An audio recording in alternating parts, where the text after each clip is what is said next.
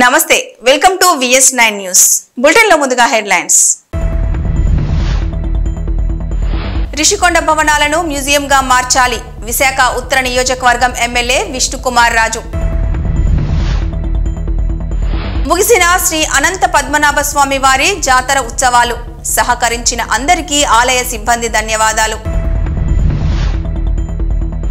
అంబేద్కర్ విగ్రహం ధ్వంసం చేసిన దుండగులు ఇలాంటి ఘటనలు దేశానికి అవమానమంటున్న ద్వారకా తిరుమల స్థానికులు గత ప్రభుత్వం నిర్మించిన రిషికొండ భవనాలను ప్రజలకు అందుబాటులో ఉంచాలన్నదే అందరి కోరిక అని బీజేపీ నేత విశాఖ ఉత్తర నియోజకవర్గం ఎమ్మెల్యే విష్ణుకుమార్ రాజు అన్నారు. రిషికొండ భవనాలను మ్యూజియంగా మార్చాలని కోరుతూ బుద్ధిస్ట్ మాన్యుమెంట్ ప్రతినిధులు ఎమ్మెల్యే విష్ణుకుమార్ రాజుని కలిసి వినతి పత్రం అందజేశారు. ఈ సందర్భంగా విష్ణుకుమార్ రాజు మాట్లాడుతూ తన వ్యక్తిగత అభిప్రాయం కూడా మ్యూజియంగా మారిస్తే మంచిదని తెలియజేశారు. ఇదే విషయాన్ని ముఖ్యమంత్రి చంద్రబాబు నాయుడు దృష్టికి తీసుకువెళ్తానని తెలిపారు. అదేవిధంగా గత ప్రభుత్వ హయాంలో రిషికొండ భవనాల నిర్మాణానికి సంబంధించి కోట్ల రూపాయల అవినీతి జరిగిందని దీనిపై దర్యాప్తు జరగాల్సిన అవసరం కూడా ఉందన్నారు. నమస్కారం. ఈరోజు Buddhist monuments protection welfare association వారు మా దగ్గరికి రావటము, వారు ఏదైతే మన రిషికొండ ప్యాలెస్ ఉందో ఆ రిషికొండ ప్యాలెస్ని పబ్లిక్ మ్యూజియంగా, అంటే విశాఖ మ్యూజియంగా, మన రాష్ట్ర మ్యూజియంగా, అట్లాగే తెలుగువారి మ్యూజియంగా అది ఉండేటట్టు చేయవలసిందిగా వారు వినతి పత్రం ఇవ్వటం జరిగింది.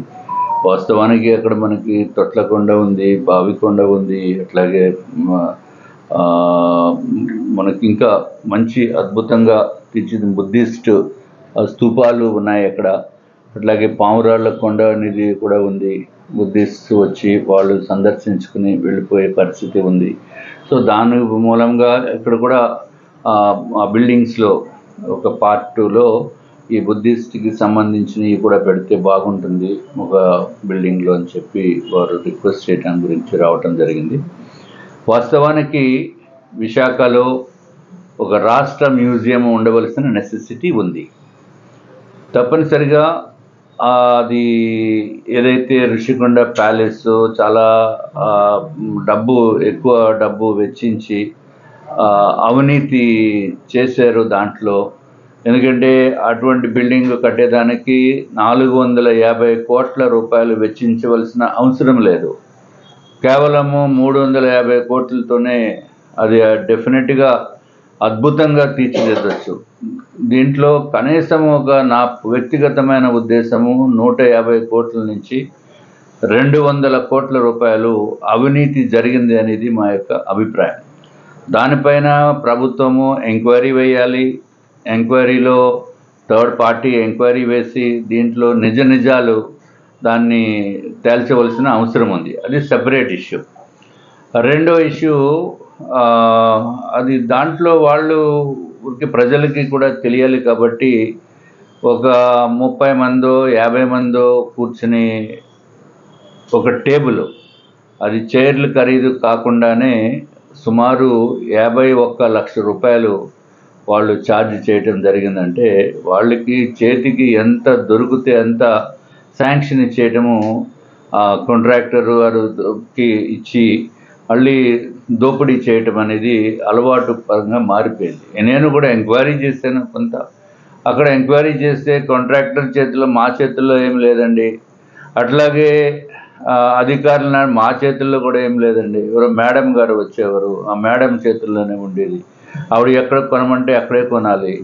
ఆ మేడం ఎవరో జగన్మోహన్ రెడ్డి గారికి బంధువు అని చెప్తున్నారు. వాస్తవాలు మనకు తెలియదు. పేర్లు కూడా మనం చెప్పడం అనేది ఎంత కరెక్ట్గా, అది గూగుల్లో కొడితే వస్తుంది, మామూలుగా ఓపెన్ డొమైన్లో కూడా ఉంది.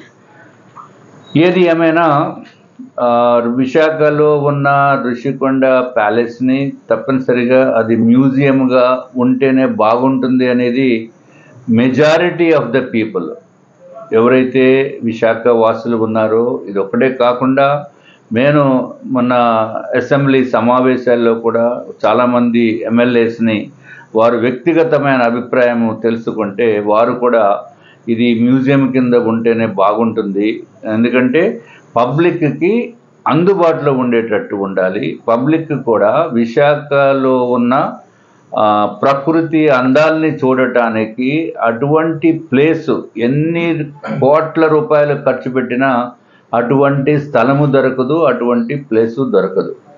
కాబట్టి ఇది ఎవరో ఆఫీసులకు ఇచ్చేసో లేకపోతే పబ్లిక్కి అందుబాటులో లేకుండా చేయటం అనేది విశాఖపట్నానికి, విశాఖ ప్రజలకి, అట్లాగే టూరిజం కింద వచ్చిన వాళ్ళకి అన్యాయం చేసిన దాంతో సమానం. సో డెఫినెట్గా మా యొక్క ఉద్దేశము గౌరవ ముఖ్యమంత్రి గారికి అట్లాగే టూరిజం మంత్రిత్వ శాఖకి కూడా మేము తెలియచేసుకుంటాము. తప్పనిసరిగా అది పబ్లిక్కి అందుబాటులో ఉండేటట్టు చేయవలసిందిగా మేము కోరుతున్నాము. అట్లాగే శ్రీ అనంత పద్మనాభ స్వామి వారి జాతర ఉత్సవాలు నేటి స్వామివారి చక్ర స్నానంతో ముగిశాయి. జాతర ఉత్సవాలు ఘనంగా జరుపుటకు సహకరించిన రెవెన్యూ, పోలీస్, మున్సిపల్, ఎలక్ట్రికల్, వైద్య ఆరోగ్య శాఖ, R&B, అటవీ శాఖ తదితర శాఖల అధికారులు, ఉద్యోగులకు అందరికీ మరియు స్థానిక ప్రజాప్రతినిధులు, ప్రింట్ అండ్ ఎలక్ట్రానిక్ మీడియా సభ్యులు అందరికీ పేరు పేరున ప్రత్యేక ధన్యవాదాలు. ఆలయ ధర్మకర్త ఎన్ పద్మనాభం, ఆలయ ఈవో టి నరేందర్ తెలిపారు.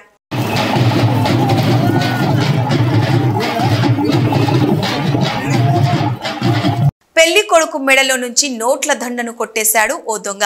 అయితే పెళ్లి కొడుకు సినిమా రేంజ్ను తలపించేలా చేసి మరీ దొంగను పట్టుకున్నాడు. మీరట్లో ఓ పెళ్లి కొడుకు మెడలో నోట్ల దండతో గుర్రంపై ఊరేగుతుంటే ఒక దొంగ టాటా ఏసీలో వచ్చి నోట్ల దండను దొంగిలించాడు. దీంతో గుర్రం దిగిన పెళ్లి కొడుకు బైక్పై సినిమా రేంజ్లో చేసి దొంగను పట్టుకొని చితక్కొట్టాడు.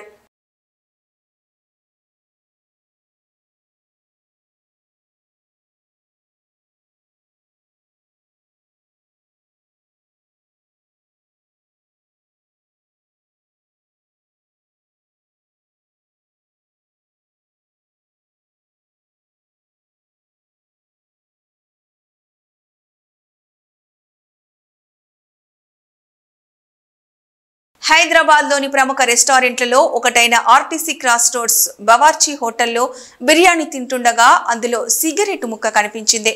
దీనిపై కస్టమర్లు ఆగ్రహం వ్యక్తం చేశారు. మేనేజ్మెంట్తో వాగ్వాదానికి దిగారు కస్టమర్స్.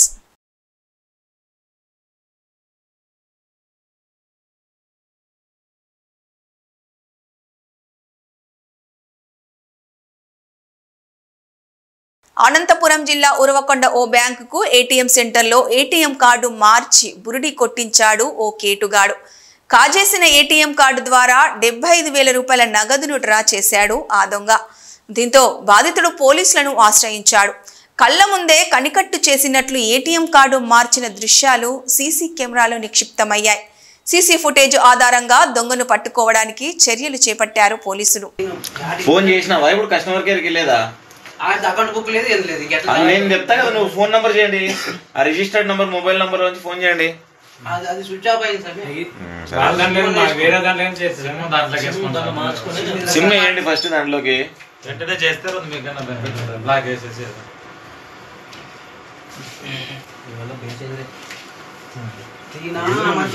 ఫోన్ ಮಾಡ್ತಿದ್ದೆ ನನಗೆ ಎಲ್ಲೆಲ್ಲಿ ಬರ್ತಿದ್ದಿಲ್ಲ ಕೂಡ ಇವರೇ ఉన్నట్లు సార్. ఇక్కడ ఫేస్ తిప్పడం లేదు కొంచెం నేను చూడట్లేదు సార్.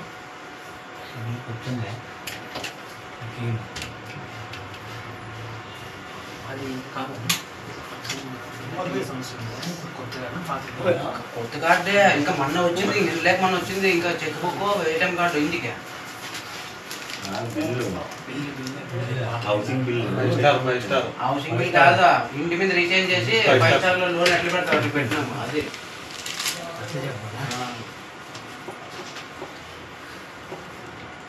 మాకు ఎన్ని ఆకిలేసారు చూడు మనుషున్నా ఓటు మనుషులు మింజాలని నేలమంటుంది. నన్ను భర్తగా నేను అమ్మ అనుకంగా చూసుకున్నాము. ఫస్ట్ हो गया డాక్టర్ అట్లే ఉన్నాడు కొంచెం.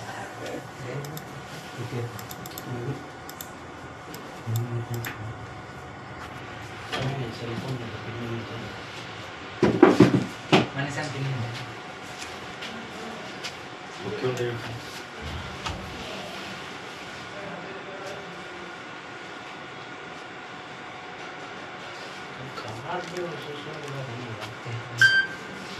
కార్డు అది వచ్చింది.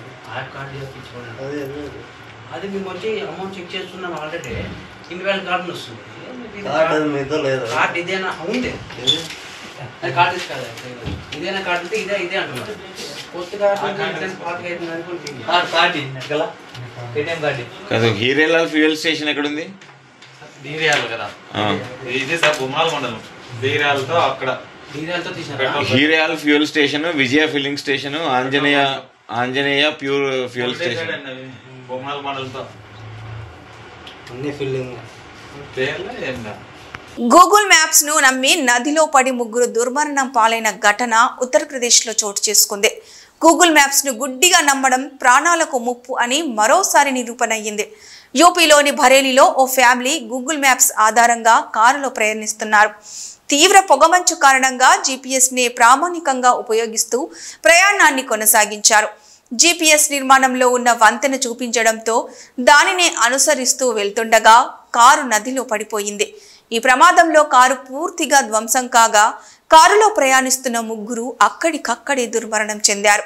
దీనిపై సమాచారం అందుకున్న పోలీసులు ఘటనపై కేసు నమోదు చేసుకుని విచారించారు.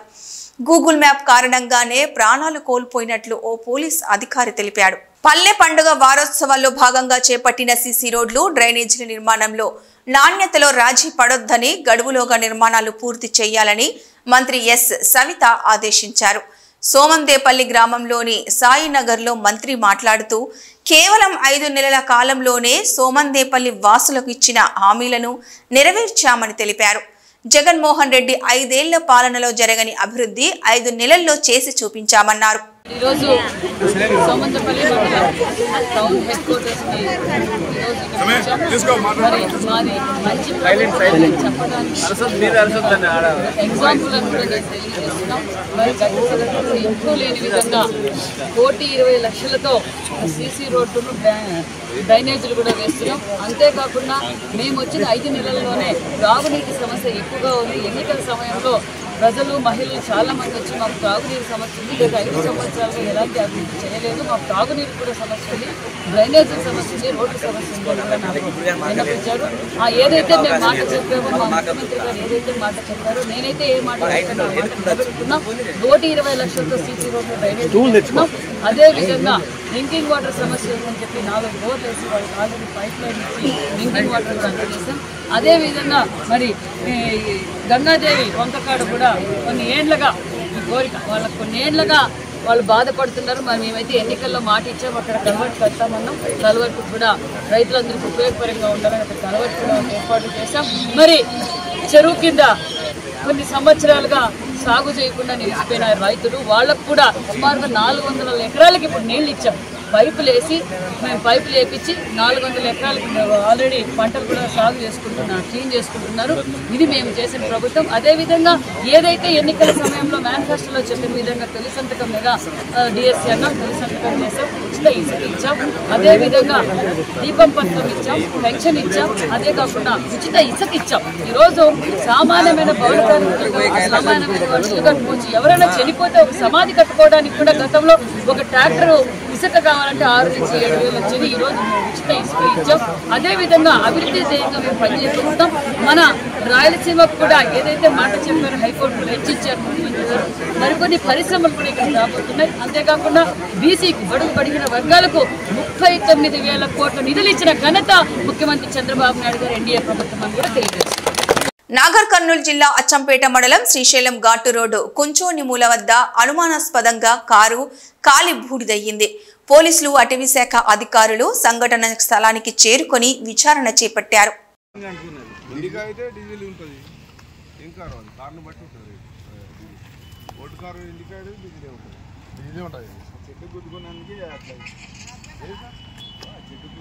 చిత్తూరు జిల్లా పుంగనూరు నియోజకవర్గంలోని పలు మండలాలలో ఉదయం పొగమంచు ప్రభావం తీవ్రతరం కావడమే కాకుండా చలి తీవ్రత కూడా ఎక్కువగా ఉండడంతో ప్రజలు ఇళ్లలో నుంచి అడుగులు బయట పెట్టాలంటే ఆలోచించే పరిస్థితి ఏర్పడింది.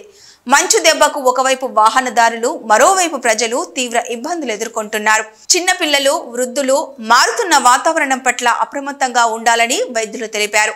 నియోజకవర్గంలోని పలు మండలాలను ఉదయం 6 గంటల నుంచి పొగమంచు కమ్ముకుంది. అంతేకాకుండా రోజు రోజుకు నియోజకవర్గ వ్యాప్తంగా చలి తీవ్రతకు ప్రజలు తట్టుకోలేకపోతున్నారు. మంచు కారణంగా వాహనాల రాకపోకలకు అంతరాయం ఏర్పడింది. ఉదయం 10 గంటలవుతున్నా మంచు వదలడం లేదు.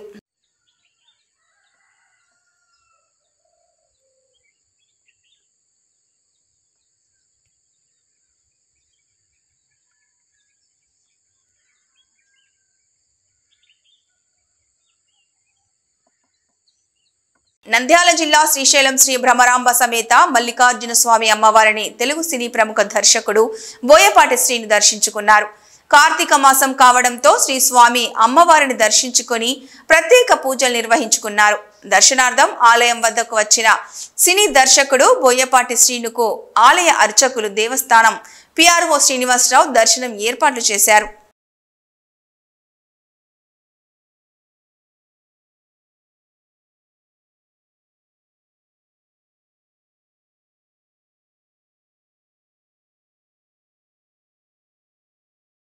రంగారెడ్డి జిల్లా చేవెళ్ల పోలీస్ స్టేషన్ లో ఇన్స్పెక్టర్ శ్రీధర్ భూపాల్ ఆధ్వర్యంలో విలేకరుల సమావేశం నిర్వహించడం జరిగింది.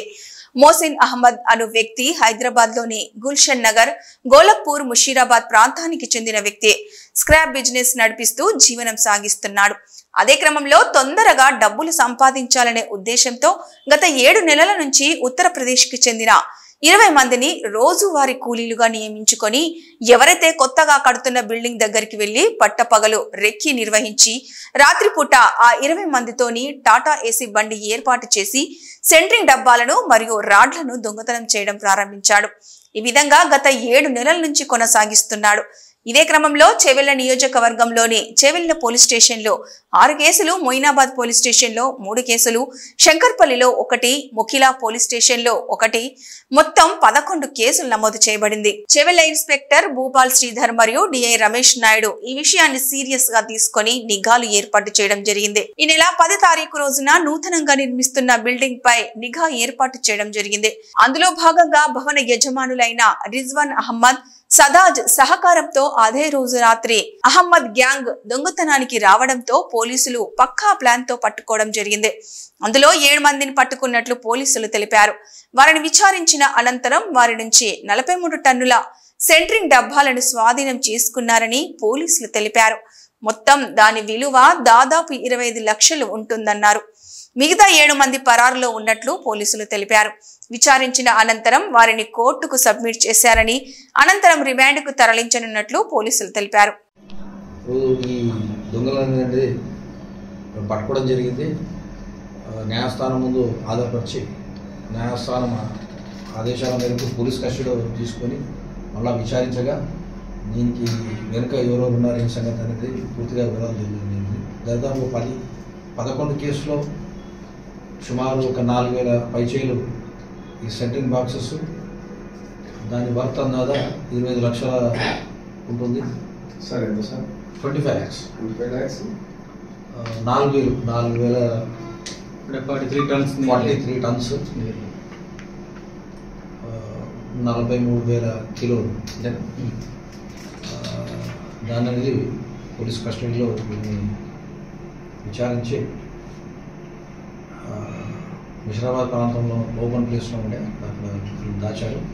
అక్కడ నుంచి మోసీన్ ఆగడం ప్లస్ ఇంకా నుంచి రికవర్ చేయడం జరిగింది. ఈ నేరస్తులు అనేది న్యాయస్థానం ముందు ఆధారపరచడం జరిగింది. ఈ కేసులో ఇంకా 7 మంది నేరస్తులు పరారీలో ఉన్నారు. వాళ్ళంతా 7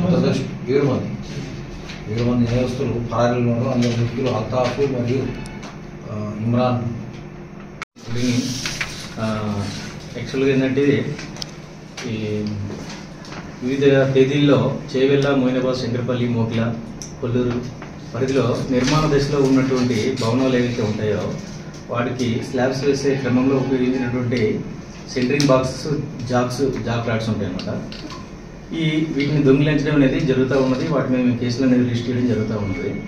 అయితే దీనికి మోసిన్ అహ్మద్ అనే వ్యక్తి ఒక అంతర్రాష్ట్ర ముఠాని ఏర్పాటు చేసుకుని తన ముఠాకి వెహికల్ని కూడా సమకూర్చి మార్నింగ్ సమయాల్లో అంటే ఉదయం పూట వాళ్ళు రెక్కి నిర్వహించుకొని ఏ ఏరియాలో భవన నిర్మాణాలు జరుగుతున్నాయి వాళ్ళు ఐడెంటిఫై చేసుకున్నాక రాత్రి సమయంలో ఆ వెహికల్ ఏవైతే మోషన్ అహ్మద్ సమకూర్చిన వెహికల్ అయితే టాటా ఏసీ ఇలాంటి వెహికల్స్ని యూజ్ చేసుకుని వీళ్ళు నైట్ టైం వచ్చి అక్కడ దొంగిలించి వాటిని తిరిగి అదే నైట్ టైంలో దొంగిలించుకుని వెళ్ళి మోషన్ అహ్మద్కి హ్యాండ్ ఓవర్ చేసేవాళ్ళు.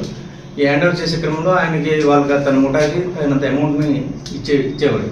ఇది కంటిన్యూస్గా జరుగుతూ ఉంది. గత 6-7 నెలల నుంచి కంటిన్యూ జరుగుతుంది. రోజు కేసులు రిజిస్టర్ చేయడం జరుగుతుంది. అయితే రీసెంట్గా 9వ తేదీన కూడా అంటే 9 కంటే ముందర 8వ తేదీన ఒకసారి ఒక కేసు రిజిస్టర్ అయింది. తర్వాత 9వ తేదీన ఏం చేసామంటే మేము రెక్కి పెట్టాం దాంట్లో భాగంగా అక్కడ ముడిమేల గేట్ ఉంది. ఆ ముడిమేల గేట్ దగ్గర ఒక భవన నిర్మాణం జరుగుతుంది. అక్కడికి మేము వెళ్ళి వాళ్ళని అక్కడ లోకల్ వాళ్ళని సంప్రదించి మీరు ఇలా రెక్కి ఈరోజు ఉంచుదామని ప్లాన్ చేసాం. మా ప్లాన్లో భాగంగా వాళ్ళు మాకు సహకరించారు. మేము రాత్రిపూట మా సిఐ గారు మమ్మల్ని అందరినీ కూడా ఎలక్ట్ చేసి అక్కడ మేము కూడా రెక్కి నిర్వహించడం జరిగింది. అదే రోజున వాళ్ళు అనుకోకుండా అదే రోజున యాజ్ యూజువల్ గా రెగ్యులర్ గా ఎలా అయితే వస్తారో ఒంటరి మహిళలే టార్గెట్ చేస్తూ వారి మెడలో ఉన్న బంగారాన్ని దోచుకెళ్తున్న ముఠాను పోలీసులు పట్టుకున్నారు.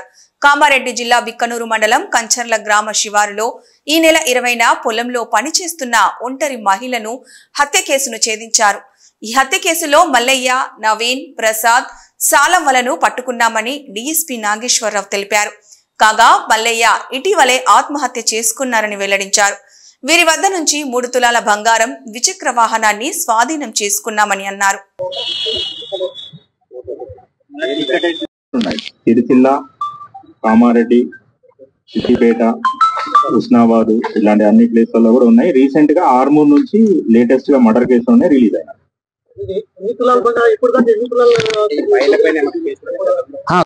ముఖ్య కారణం మనకి కామారెడ్డి సబ్ డివిజన్ పరిధిలో బిక్నూరు మండలంలో ఉన్నటువంటి కంచర్ల గ్రామ శివార్లో 20/11/2024 రోజు సాయంత్రం అందాజా 3-3:30 ప్రాంతాల బలేముల సుగుణ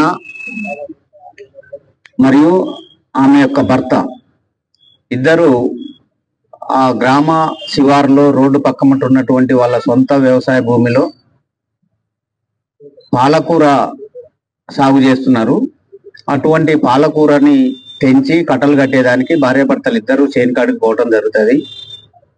సో భార్య పాలకూరని తెంచి కట్టలు కట్టుతున్నటువంటి క్రమంలో ఆ పాలకూర కట్టలు కట్టేదాని కోసం నార కోసమని భర్త కొడవలు తీసుకొని కొంచెం దూరంలో ఉన్నటువంటి ఈత చెట్ల వైపుకి ఆ ఈత మట్టలు కోసుకురావటం కోసమని వెళ్తాడు. భార్య ఒక్కతే ఆ పొలంలో ఈ పాలకూర కట్టలు కట్టేటటువంటి పనుల నిమగ్నమై ఉంటది. సో ఆ సమయంలో ఒక 2 వ్యక్తులు మోటార్ సైకిల్ మీద వాళ్ళు గతంలో ఎన్నో నేరాలల్లా ఒంటరి మహిళలని టార్గెట్ చేసి వాళ్ళ మీద దాడి చేసి విచక్షణ రహితంగా చంపి వాళ్ళ ఒంటిపై ఉన్నటువంటి ఆభరణాలని దొంగిలించుకొని పోతున్నటువంటి ఒక గ్రూపుగా ఉన్నటువంటి ఆ 2 వ్యక్తులు వీళ్ళు అలవాటు పడినటువంటి నేరస్తులు. గతంలో కూడా వీళ్ళు సుమారుగా ఒక 5-6 మంది మహిళల్ని చంపినటువంటి రికార్డు కూడా వీళ్ళ మీద ఉన్నది. సో వీళ్ళు ఆ రోడ్డు మీదకి వెళ్ళి ఏదైనా ఒక నేరం చేయాలనేటువంటి ఉద్దేశంతో వాళ్ళు ఒక ఇనుప రాడ్ని దగ్గర పెట్టుకొని ఆ రోడ్డు పక్కమటి ఒంటరి మహిళలు ఎక్కడుంటారా అని వాళ్ళు చూసుకుంటూ వస్తుంటారు. సో ఆ క్రమంలో ఈ సుగుణ అనేటువంటి ఆమె ఆ రోడ్డుకి దగ్గరలో పాలకూరలలో పనిచేసుకుంటున్నది గమనించి సో ఇది మంచిగా వర్కౌట్ అవుతుందని వాళ్ళిద్దరు కలిసి వాళ్ళు వచ్చిన మోటార్ సైకిల్ ని పక్క కాపి ఆ పాలకూర కట్టలు కడుతున్న ఆ మహిళ దగ్గరికి వెళ్ళి మహిళతోటి మాటలు కలిపి వాళ్ళు ఆమెని బరిగొడ్లు పోయినాయి అని చెప్పి మాటలల్లో పడేసి ఆమె ఆదమర్చున్న క్రమంలో ఇవి ఈ బులెటిన్ విశేషాలు.